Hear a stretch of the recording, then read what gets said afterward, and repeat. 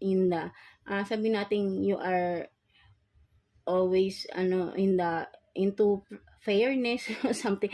Nabubulol ako sa inyo mga Scorpio, right? No, so yan, no, sinasabi rito, no, that ang inner strength mo is you are this, no, you are a goddess, a warrior goddess na pinaglalaban kung ano yung tama, pinaglalaban kung ano yung karapat dapat, something like that, no, with the star, no, sabihin natin ikaw yung liwanag sa mga dilim, something like that, diba? Ang star nagliliwanag yan, nakikita natin yan pag gabi, right? No, so kumbaga ikaw yung pwedeng sabihin natin na pag-asa, no, kapag may mga taong nadadown, binibigyan mo sila ng pag-asa by doing or by helping them, giving them advices, no, something like that, no. So ayun yung nakikita ko rito na with a warrior goddess, no, someone na they can depend on, no, something like that, no. Basta alam mong tama, paglalaban mo, no, ipagtatanggol ninyo, no. That is your inner strength, no, mga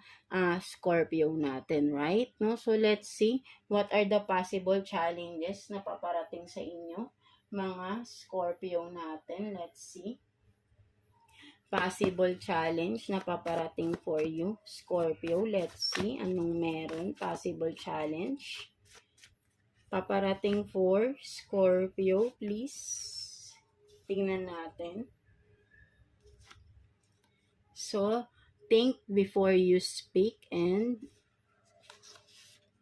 let go of the old, start anew. No, so sinasabi rito, no, possible challenge for you, mga Scorpio natin, no, ang sinasabi rito, possible challenge is kung paano mo talaga, no, parang katulad rin kay Cancer kanina, no, paano mo male-let go ang something or someone na hindi na nagsaserve ng maganda sa buhay mo, no? Hindi na tumutulong or hindi na magandang isama pa, no, sa future, no, something like that, no. Ang biga, parang ang sama, right? No, but then 'di ba, kasi may mga circumstances, may persons na alam natin na hindi na nakakatulong, no, and instead mas napapabigat pa yung araw-araw, no, something like that, no. So kumbaga dito sa sinasabing think before you speak, no,